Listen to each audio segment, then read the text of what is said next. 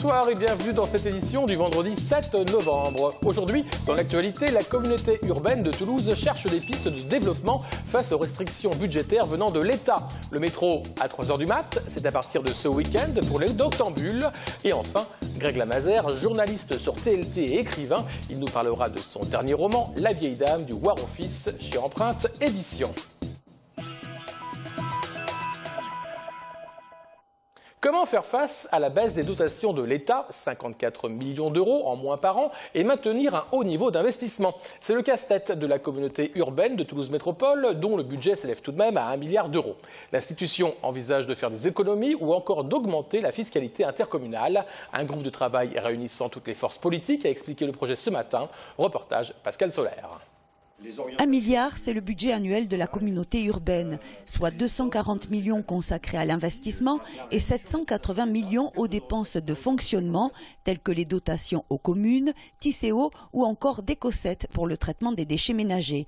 De 2014 à 2020, le budget de la métropole va connaître une réduction de 54 millions d'euros des dotations de l'État. C'est une réduction qui se fait essentiellement sur les 3 prochaines années, mais qui va se poursuivre sur les 3 dernières années du mandat. Et au total, c'est 54 millions de moins que nous aurons par rapport à 2014, ce qui représente, si on additionne chacune des années, plus de 240 millions d'euros de baisse des dotations de l'État sur l'ensemble du mandat. Pour compenser cette baisse, il faut en premier lieu faire des économies.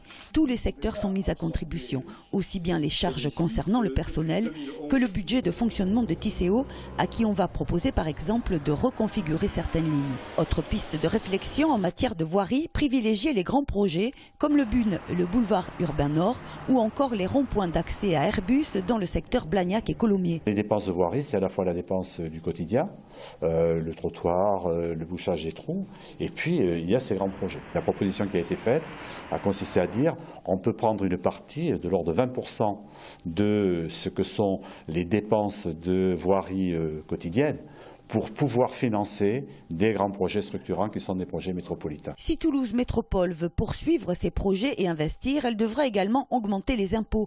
La projection est de 4%, soit une moyenne de 24 à 25 euros par an et par foyer fiscal. Il faut aussi qu'on aille vers la recherche d'une ressource supplémentaire. Alors quel impôt? Bien sûr, aujourd'hui la métropole perçoit la taxe d'habitation. Et elle perçoit, y compris d'ailleurs en matière de taxe d'habitation, la part qui était antérieurement perçue par le département et qui lui a été transférée, la taxe foncière sur les propriétés bâties et la contribution foncière des entreprises. Pour les entreprises qui ne sont pas à la cotisation minimale, c'est-à-dire ça ne concerne pas les toutes petites entreprises ou les petites professions libérales. Ces propositions seront présentées aux élus jeudi lors du débat d'orientation budgétaire qui précède le vote du budget en décembre prochain. Il restera à sélectionner les investissements prioritaires début 2015. 3 h du mat, je prends le métro. TICO ouvre à partir de ce vendredi 7 novembre son offre nocturne week-end. Les usagers pourront prendre les lignes A et B jusqu'à 3 h du matin les vendredis et samedis. Explication avec Jérôme Bolloc. Après Paris, Toulouse est la seconde grande ville à modifier les horaires de son métro le week-end. Dès ce soir, les Toulousains pourront monter dans une rame jusqu'à 3 h 15, 3 h 20 pour les stations du centre-ville. Durant la dernière heure, des métros sont prévus toutes les 10 minutes. Coût de l'opération, 650 000 euros. On avait décidé d'élargir l'ouverture du métro la nuit pour permettre en particulier aux jeunes de pouvoir terminer leur soirée, profiter de la ville. Donc l'enjeu c'est ça, c'est avant tout de permettre aux Toulousains de profiter plus longtemps de la ville la nuit et le week-end. Cette nouveauté voit le jour dans un contexte social tendu. Les syndicats ont déposé 2 préavis de grève. Le métro a été bloqué 2 heures ce matin. Ils réclament des augmentations de salaire et des moyens supplémentaires, notamment un renforcement de l'équipe de médiation pour garantir la sécurité des agents et du public. L'inquiétude du personnel portait sur la sécurité, le risque d'avoir des gens un peu éméchés la nuit. On a pris des mesures d'accompagnement tant des personnes qui sont transportées que des encadrants. Je pense que le renforcement et les mesures qu'on a prises devraient apaiser le personnel. L'environnement métro est très sécurisé. On a 800 caméras dans le métro, donc les incidents seront très vite identifiés. Dès 20 h ce soir, plusieurs groupes sont prévus pour fêter l'événement. Esplanade François Mitterrand à côté de Jean Jaurès. Du sport ce week-end avec du rugby en local, du rugby en national et du foot. Explication avec Samuel Prieur. Le TFC en période trouble, les Violets ne le cachent pas. Après 4 défaites consécutives, des changements tactiques sont évoqués. Certains joueurs, dont le gardien Zachary Boucher, sont montrés du doigt. Et le coach Alain Casanova laisse planer le doute alors que son équipe doit absolument dominer Metz au Stadium samedi soir. 14e de la Ligue 1, le TFC déçoit alors qu'il avait créé beaucoup d'espoir suite à sa victoire il y a un mois à Saint-Étienne. Depuis, plus rien ou presque. Une seule bonne nouvelle dans la tempête, le retour d'Étienne Didot dans le groupe toulousain. Le taulier, l'âme du club du haut de ses 31 ans. Il lui faudra mettre ses coéquipiers sur la bonne voie ce week-end pour battre l'étonnant promu Messin, 8e du championnat, samedi à 20h. Du côté des Rouges et Noirs, la dynamique est totalement inverse. Restant sur 5 succès consécutifs, le stade est en confiance, surtout après sa démonstration de force face au Loup. Mais les joueurs de Guinoves ne s'avancent pas en favoris avant d'affronter l'Union Bordeaux-Bègles, actuel 4e du top 14 à Chabandelmas. Ce serait même plutôt le contraire. Et si on vient décompresser un peu ce week-end, vu les qualités et le talent de l'équipe en face, on peut faire comme toutes les équipes qui se sont déplacées à Chabandelmas, repartir avec beaucoup de désillusions et beaucoup de points. Privé de 5 joueurs convoqués pour le test match France-Fidji, du Sautoir, Maestri et UG, ainsi que Vermaak et Steenkamp qui iront eux jouer sous les couleurs sud-africaines. Les Toulousains sont sur leur garde, d'autant que Bordeaux a impressionné ces dernières semaines, écrasant notamment Clermont puis Castres, des performances qui forcent le respect. Déjà, si nous on n'en prend que 30, ça sera déjà pas mal, ça sera un bon résultat. Donc, je veux dire, c'est une très très bonne équipe. Et, depuis 2 ans maintenant, s'il y a la victoire au bout, on pourra partir en vacances tranquille. Union Bordeaux-Bègles, Stade Toulousain, coup d'envoi samedi dès 20h45. Notre collègue Greg Lamazère vient de sortir son nouvel ouvrage « La vieille dame du War Office » ou comment une simple couturière toulousaine et directrice d'école un peu excentrique est devenue une grande résistante. Marie-Louise Dissart, alias Françoise, avait 61 ans en 42. Une résistante atypique, une femme âgée et surtout très engagée. Sous la plume de l'auteur, elle devient Françoise Tissoir, alias Marie-Louise. On écoute Greg Lamazère au micro de Marie Larpan et de Alain Sorat. Je ne pouvais pas décemment garder les noms, les véritables noms de tous les personnages que je représente dans ce livre, parce que c'est un roman, parce que la vérité est trouble, parce que l'histoire l'est tout autant. Donc il me paraissait évident que si j'imaginais la plupart des scènes et des dialogues, je devais changer les noms. Mais c'est un personnage historique, un personnage qui a existé, dont le nom est connu de tous les amateurs, si j'ose dire, de l'histoire de la Deuxième Guerre mondiale, en particulier celle de Toulouse. Une véritable héroïne de la résistance. Et comme j'avais commencé il y a longtemps un travail sur la résistance avec mon propre grand-père, il m'a semblé naturel de continuer avec un personnage que je n'avais jamais abordé, c'est-à-dire une femme. Alors justement, Marie-Louise, vous écrivez une vieille fille de plus de 60 ans dont les propos et les déplacements ont pu à un moment paraître louches. Elle a commencé par faire comme la plupart, distribuer des tracts, les passer dans son panier garni de légumes, en tout cas les pauvres légumes qu'on trouvait à l'époque. Et petit à petit, comme elle a intégré un réseau qui était tenu par un officier écossais, puis par un officier agent de renseignement espion belge, et que tous deux ont disparu dans les geôles allemandes, les Anglais ont décidé de lui donner en gérance ce grand réseau, et elle est devenue chef de réseau. Donc, d'où le titre du livre en fait. Ah voilà, c'est le War Office, c'était l'office de renseignement des Anglais sur le sol européen occupé.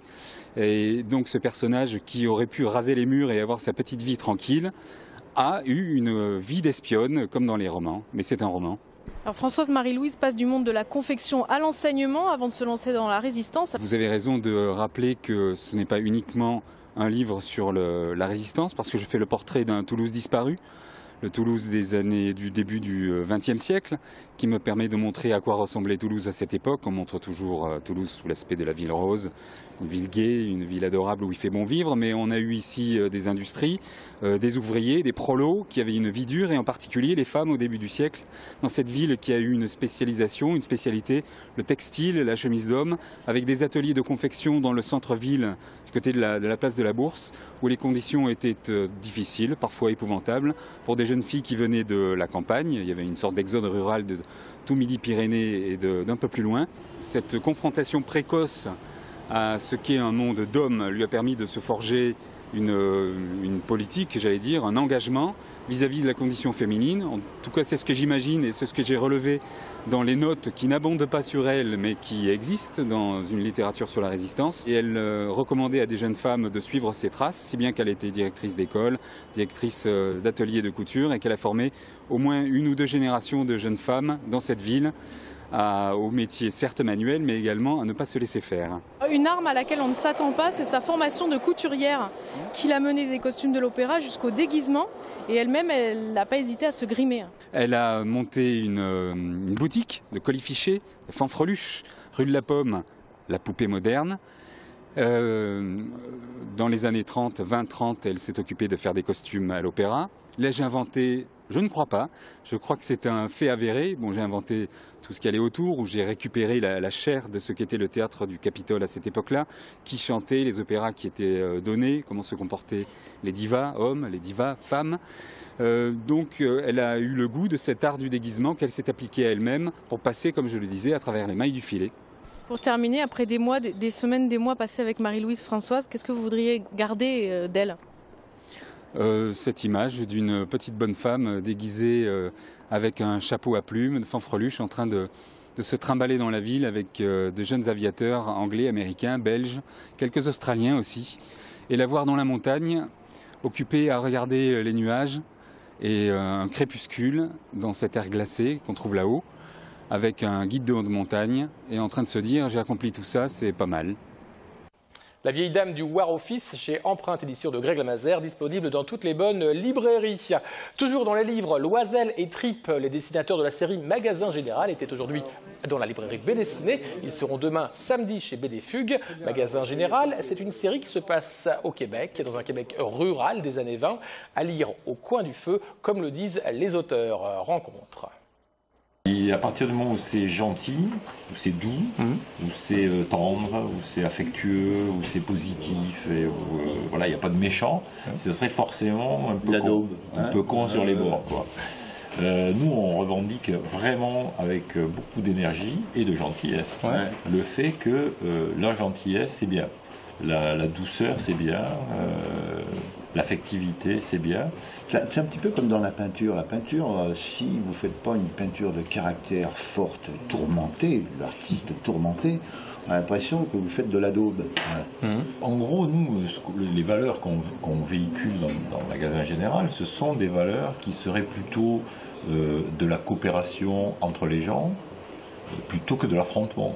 Voilà, plutôt que la guerre, plutôt que de considérer que son voisin est un ennemi. On voit quand même ce que ça donne dans la société. Quand ces valeurs-là sont mises en avant, ça ne donne pas des bons résultats en général. Bon week-end à tous et à toutes.